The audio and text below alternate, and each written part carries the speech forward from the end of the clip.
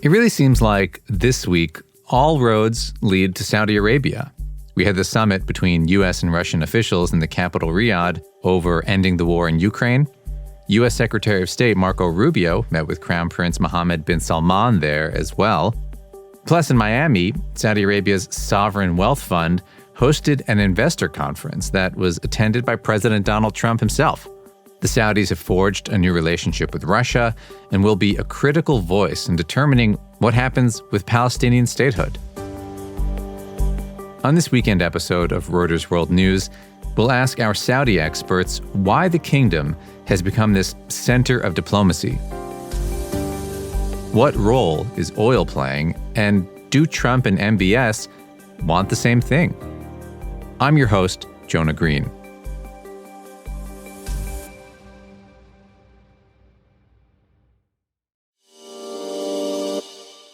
My guests today come at this issue from many different angles. Maha El-Dahan is our Gulf Bureau Chief, Don Durfee leads our U.S. Foreign Policy team, and Dmitry Shtanikov is our European Energy and Commodities Editor. Welcome, everybody. Thanks for talking. Thank you.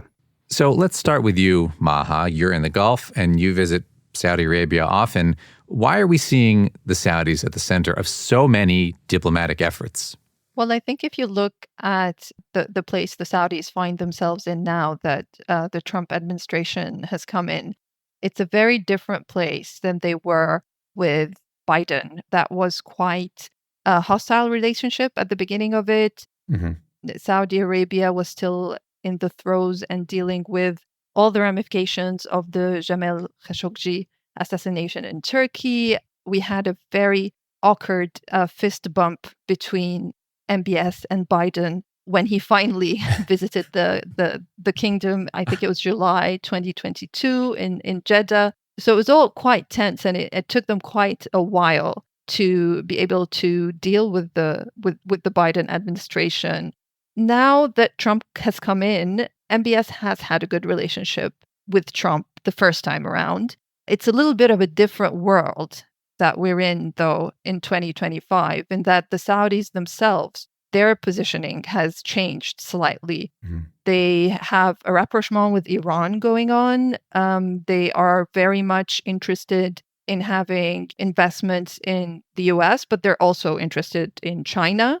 And so I think they find themselves in a position where they're much friendlier with Trump, mm-hmm. but they also have a lot of negotiating power in the region, which Trump can make use of. Mm. And of course, the number one most important thing is that they are the de facto leaders of OPEC. Yeah, so I would agree with all those things. And for the U.S., Saudi Arabia is, its most important Arab partner. The relationship has been up and down, as Maha was just saying, but Trump really needs them for a number of things. One is obviously the Gaza conflict, right? And finding a long-term solution there, the Saudis are really going to be pivotal. Trump wants their help in managing the price of oil. He's asked the Saudis to work with OPEC to lower the price of oil. And then one of his, long-term ambitions is to expand the Abraham Accords, right? And, there's this ambition to see Saudi Arabia sign a peace deal with Israel. And it's all complicated by, the things that Trump has said about Gaza. And Saudi has said that they will not consider any such deal without a path to statehood for the Palestinians. So it's a complicated relationship, but one that the U.S. really needs to work well. Yeah, I totally agree with everything Don and Ma has said, but also what makes Saudi Arabia very important and actually valuable for Washington mm-hmm. is that the Riyadh has spent the last 10 years at building and strengthening their relationship with Russia. Mm-hmm. It's kind of on the geopolitical front, it's a new thing. I mean, the US-Saudi relationship has been very strong since the 80s when Reagan launched strategic partnership, which involved a lot of weapon sales and oil. But Saudi Arabia has been a real arch rival of Russia on the oil front and politically as well. Relations traditionally have been extremely difficult for the Soviets' anti-Islam policy and for the invasion of Afghanistan. They were terrible for many, many years. And what the Crown Prince, MBS, has strategically sort of designed with help of a few people who are very close to Putin, like the well-funded head Kirill Dmitriev, they've launched this partnership after years and years of failures because there was a lot of mistrust. No one trusted anyone on the oil side. Everyone accused each other of cheating. And then all of a sudden, about 10 years ago, they formed this OPEC plus relationship. And since then, it has been quite strong in terms of like controlling the oil price or OPEC says they don't control the price, they control supply. But everyone knows that the ultimate goal is, of course, to make prices sort of reasonable and suit them. So Saudi is coming to the negotiation table with actually saying, look, we still have maintained relationship with Russia throughout a very, very difficult moment of the Ukrainian war. There was like that's really when no one wanted to deal with Russia. But Saudi kind of carried on and is definitely benefiting now from this. And what do the Saudis want from Trump and the U.S.? I think the Saudis, want a lot out of their relationship with Washington and for vying for this position of mediation on several things, whether it's Russia, Ukraine, or Gaza, or Iran for that matter. Tension may arise in the fact that MBS is trying to change Saudi Arabia, right? He has his Vision 2030, MBS's economic transformation plan that is supposed to wean the economy off its dependence on oil and hydrocarbons. It's very ambitious. They're really trying to focus and getting a lot of big giga projects off the ground. And they're doing it at a time when oil prices haven't been at the level that they would like to see. And there have been a lot of delays to some Saudi projects. So at a time when he's trying to focus investments inward, and the Sovereign Wealth Fund of Saudi Arabia, the Public Investment Forum, came out and said last year very clearly that they wanted to focus domestically and that they would do less international investments. We see their flagship event in Miami, FII Miami, where Trump spoke. As long as you invest in America, build in America, and hire in America, that means that I'm fighting for you. Basically, with his vision of, wait a minute, I want $1 trillion out of the Saudis. So he's going to an event where their sovereign wealth fund is, and which they have traditionally hosted to try and see how they can get money into the kingdom. And it's made a lot of people think where there's a little bit of tension there, because maybe their ultimate vision is not how much they want to put into the US, but how much they can get out of each and every investment they're making right now that would filter back into the Vision 2030 program, which is MBS's grand economic transformation program. Yeah, and I might just add to that to remind people that the relationship is really complicated between the US and Saudi, including Trump and his family, right? So Donald Trump's son-in-law, Jared Kushner, has a firm into which the Saudis have invested $2 billion. And the Trump organization has its own business plans underway in the region, including a Trump Tower in Riyadh and some real estate expansion in Abu Dhabi. So there is sort of a mixing of sort of political and personal here as well. I mean, as Maha pointed out, prestige is very, very important. I mean, what price tag do you put on prestige? Everyone wants hugs. No one wants fist bumps. Yeah.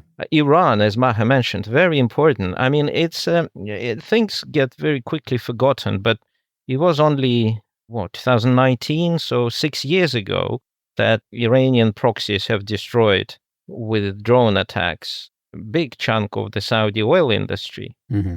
So Trump imposed very harsh sanctions on Iran. Iranian oil exports dropped, and Iran said, well, we're not going to sit here without a response, and responded by destroying half of Saudi oil facilities.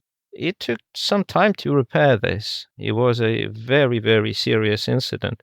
And finally, sometimes it's not about what you get, but what you do not get. From Trump's first term, it was obvious that he doesn't like oil prices at $80 per barrel. He absolutely dislikes when oil hits $80 per barrel, and he starts scolding OPEC for the release of more oil.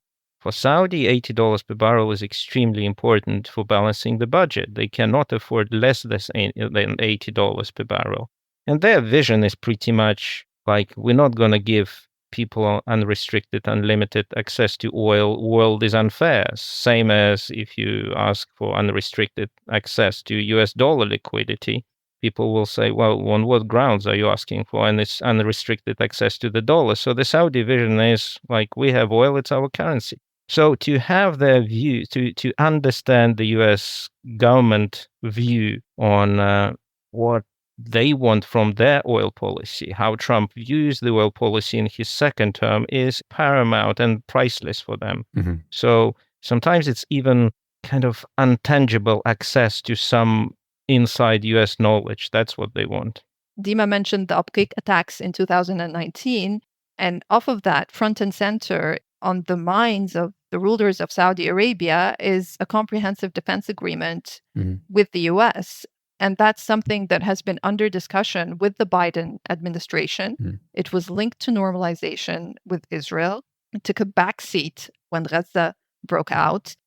But it's, there are a lot of question marks as where do they start now with the Trump administration? What points will they carry on with them from what was previously discussed? Is he going to come up with a completely new drawing board? I mean, what is the conversation going to be like over that? And that agreement included a lot of things that we'd heard about, from Saudi Arabia's nuclear ambitions to, their ambitions in rare earths and minerals. And so it was pretty comprehensive and included a lot of things. Whether and how that will go through now is something that will be eagerly debated and watched, I think. And so when Trump floats this plan to relocate Palestinians from Gaza, bulldoze the Strip, and turn it into some fancy resort, I imagine this complicates things with Riyadh. It makes it definitely more difficult, but I think the view from the Gulf, from Saudi Arabia, perhaps from the UAE, is that they see Trump's proposition and they look at it as, he's moved the goalpost way up here. What can we do to now give him another proposition that is palatable for the Arab world, but it's also a little bit in line with his vision and can be sold to Trump as maybe partly his own idea as well. So there are a lot of conversations going on right now. King Abdullah has said that there will be an Arab plan to counter Trump's plan. What that plan will look like, we don't know, but we know that Saudi Arabia is spearheading it. It's mainly an Egyptian proposal. So they are also front and center to that plan and how they will shape and sell that plan to the Trump administration. So it's difficult, and it's going to be a difficult negotiation. But I mean, I don't think it will stand in the way of the relationship, evidenced by the fact that we have President Trump showing up at FII Miami, a sharp contrast to what things were like under Biden. In terms of the risk to the Saudi-US relationship from Gaza, I think it's in the interests of both countries to resolve that. And as Maha was saying, I think they'll find a way. They'll find a way past that. It's important to remember that Trump does come out with some of these ideas, these proposals that evolve over time. It's always hard to tell where his line is and whether he's really being serious or not. He has repeated the Gaza plan of removing the Palestinians several times now, so it does sound like he's pretty serious about it. But we'll have to see how that plays out. I think the fact that he's gone to this investment conference is one sign that among other things, he wants to do some relationship repair, which is again a recognition of just how important this relationship is for the U.S. What exactly is the PIF, and how does that work? I mean, the Sovereign Wealth Fund, PIF, has had a wide reach, right? We've heard about them in sports, Live Golf, for example, deal. They were investors in SoftBank. It's a nearly $1 trillion sovereign wealth fund, so it's quite big. They need to show for themselves what they want to show for themselves, basically, is that they can make good investments and they can make these investments grow and they can finance a lot of the Vision 2030 programs inside Saudi because they are profitable as a sovereign wealth fund. The thing is, the PIF is still not entirely dependent from oil money. It's not even close to being completely independent from oil money. So how successful they have been so far in moving away from that internally, not a great success at the moment, but there is a lot of oil money in it, of course. And so they have the power to invest. I think it's important to understand that, yes, Saudi's revenues are huge thanks to oil prices trading around $75, $80 per barrel, but they have a large budget deficit. Their revenues are not enough to cover all their spending. So essentially, they're not paying their mortgage. So when you're not paying the mortgage, it's not the time to go and buy a lot of jewelry. So around the world. And yes, the US has a huge budget deficit, but the US can print money. Saudi cannot print money. And my point is, yes, there's going to be some important investments such as the Saudis, like the World Cup investment, for example, but there will be some prestige, big tickets. But in terms of like driving global investments, I think they will be focusing first and foremost on the projects inside the country, rather than going on a shopping spree around the world. So Maha, what is happening inside the country? What is life like for ordinary Saudis? And do they feel that MBS has delivered on his promise of reform? When MBS became crown prince, and he is the de facto leader of Saudi Arabia, he had like really big ideas, socially, economically. I would say that the Saudi Arabia you visit today is radically, radically different than what it was like maybe 10 years ago. In terms of social changes, he is really transforming the country. I used to have to wear abaya and cover my hair whenever I visited Saudi Arabia. I no longer have to do that. Women can drive. There's movie theaters.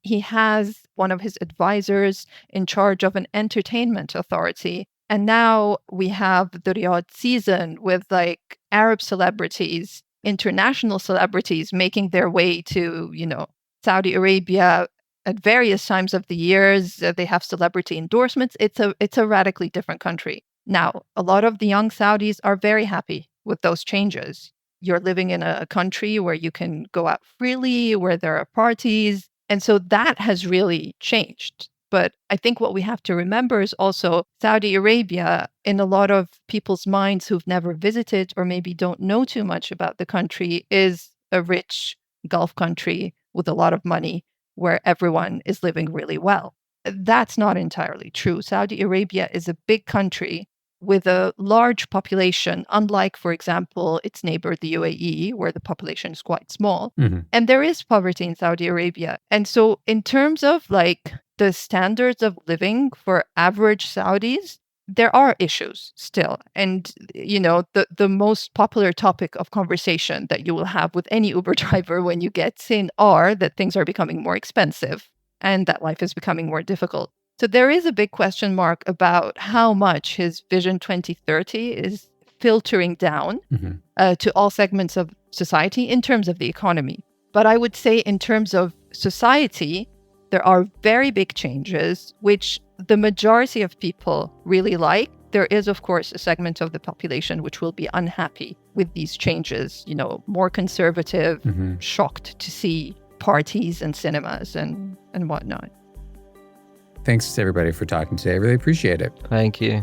Thank you. It was a pleasure. Thank you. Thank you.